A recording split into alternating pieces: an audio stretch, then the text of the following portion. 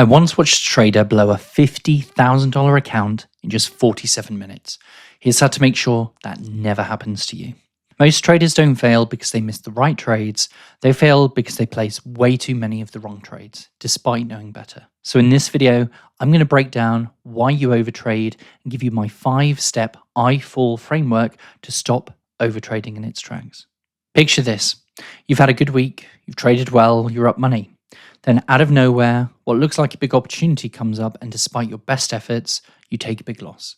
You get frustrated and start overtrading, desperate to get it back. The result? More pain and serious damage to your account. That losing trade might not have been avoidable, but all the subsequent trades were.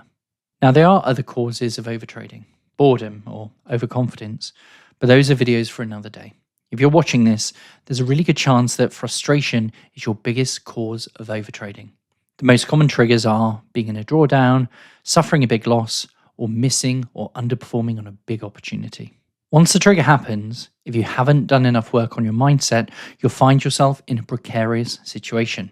After a triggering event, there are just 4 directions you can go. 1.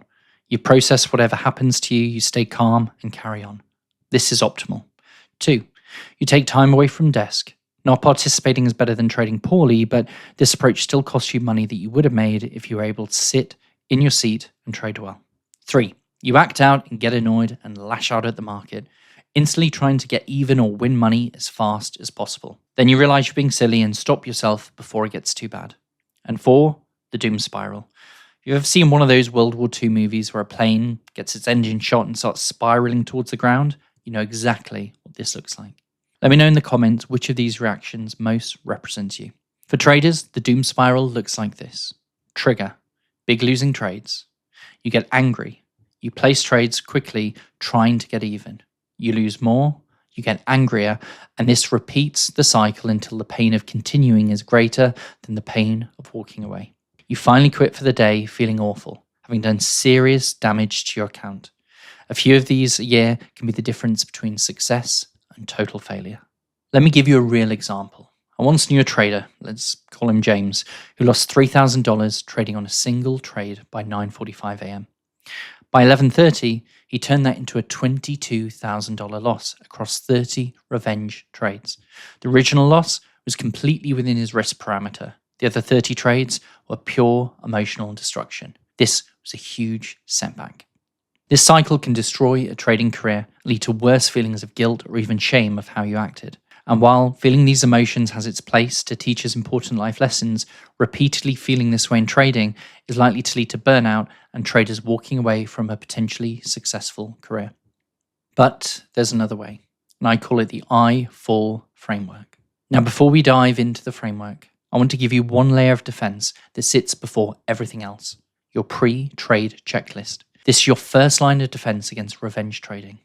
Here's what most traders miss. The best time to stop revenge trading isn't after the trigger, it's before you enter the next trade. Create a literal checklist to run through before every single trade. Here are the questions I recommend. 1. Am I placing this trade to make money or just to feel better? 2. Would I take this exact setup if I was up $5,000 today? 3. Can I articulate my edge on this trade in one sentence? If you can't answer these clearly, you don't take the trade. And if you can't bring yourself to ask the questions, that's also a sign that you're emotionally compromised and you should vastly tighten your parameters for placing a trade. This catches revenge trading before it starts, not after the damage is done. And if this is resonating with you so far, please take a second to hit the like button. Helps other traders find this video. Now, let me break down the I fall framework. The first step is to identify what specific situations led to your overtrading. Review your old trades or journal entries and find at least 10 instances of overtrading. Write them down. So the I in fall stands for identify your triggers. Next step is start to review the main causes and look for the most common instances and reaction. If 5 out of 10 of the times you overtraded was after holding a trade too long and watching it go all the way back to zero, that's the most important one to work on first. But now, once you have that done, it's time to go a level deeper.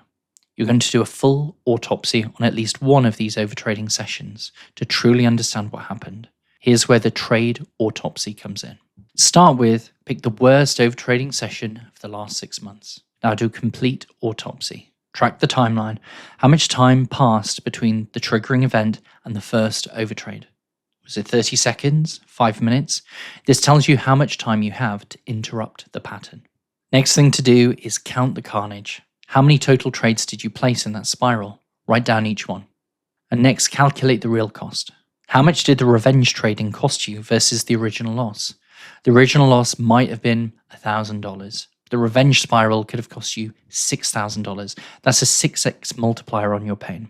Next is document your justifications. What did you tell yourself to justify each revenge trade? This one's different. I know this setup. I'm just getting back to break even. Write these down. These are the lies your emotional brain tells you. This autopsy makes the pain pattern concrete and undeniable. You can't lie to yourself anymore when you see it written out. Once you've done this, you're ready for the next step. And that's why the F in iFall stands for Find Your Patterns. Now here's where it gets interesting. Next, you need to start to understand how the emotion builds. Most people think emotion goes from 0 to 9 out of 10 in just a second. But that's not true. There is a build-up. Maybe after the trade, you start muttering under your breath. 3 out of 10. You check your P&L a few times, refreshing it. 5 out of 10. You sit in silence, staring at the screen, replaying the trade in your mind over and over again. 7 out of 10.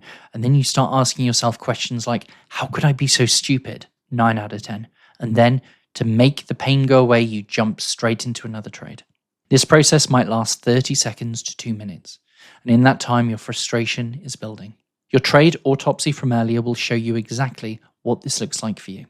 Go back and add emotional ratings for each moment in that doom spiral session, and you'll start to understand the pattern. Once you understand your emotional escalation pattern, it's time for the next step.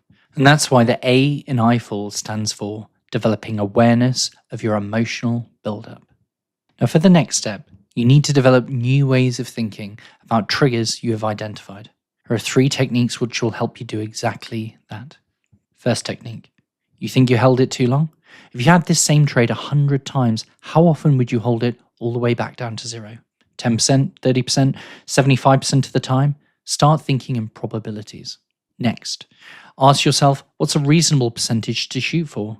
Is 0 really realistic, or do even amazing traders occasionally hold winners too long and make no money from them?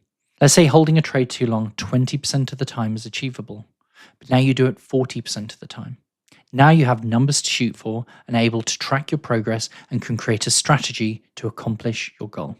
Here's your second technique. Score yourself out of 100 for trading. 100 is the best trader in the world. 1 is you can't even spell trading. What do you score yourself for 1 year ago? What about 6 months ago? What do you score yourself today? And what about how you predict you'll be trading 6 months, 12 months, even 2 years into the future? Have all those numbers. Now you can say, the me in February 2026 does this 40% of the time, but if I keep working on my trading, the me in 12 months' time will do it far less frequently. And here's the third technique. Estimate how many trades you'll place in the next 12 months. Does messing up one really have to be that big of a deal? Even if you do take a big loss and it does have a meaningful impact on your year, what about over the next 5 years? Is there a way that this loss can provide a lesson so helpful and so worthwhile that in 5 years' time you could actually be glad that it happened? All 3 of these techniques help put poor trading results into perspective and make it far less important. And that's why the first L in iFool stands for look at the bigger picture. Go back to your emotional escalation process. What parts can you interrupt before the emotion becomes too strong? A great starting point is standing up and leaving your desk. Have what I call a cool down routine. Do something to get you feeling better quick. Could be a quick 3-minute power walk where you leave the office. Could be a brief meditation. Maybe it's watching a quick motivational video on YouTube. There's no perfect solution for everyone, so run some experiments and find what works for you. Next, come up with reframes or other ways to look at the mistake or drawdown that triggered the emotion.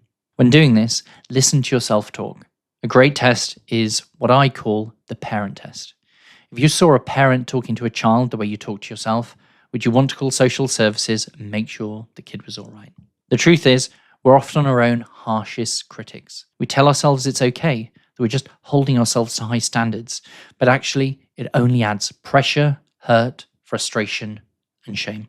And that cocktail never leads to high performance. Instead, ask yourself, how do you speak to a friend who made a similar mistake? You probably wouldn't shout at them. You probably wouldn't ask why they were so stupid. You'd probably put your arm around their shoulder, tell them it's okay, that we all make mistakes. Learn the lesson, shrug it off, and move on. There's still plenty of opportunity left in the market. You can choose your own self-talk. Don't believe me? Start playing your favorite song in your head right now. You chose to play that song right now. If you can choose to hear a song, you can control your own self-talk. Imagine being a supportive older brother or mentor who only wants what's best for the other person. Looking at this trade in isolation is a failure, but looking at it statistically, it's just something that needs to be adjusted, and that feels completely different. And that's why the second L in IFAL stands for leave your desk and destabilize the cycle before it destroys your account. Cutting out overtrading is just one part of success in this game. You're going to need a lot more than that if you want to earn multi-6 or even 7 figures a year. So watch this video next to continue your journey, and I'll see you there.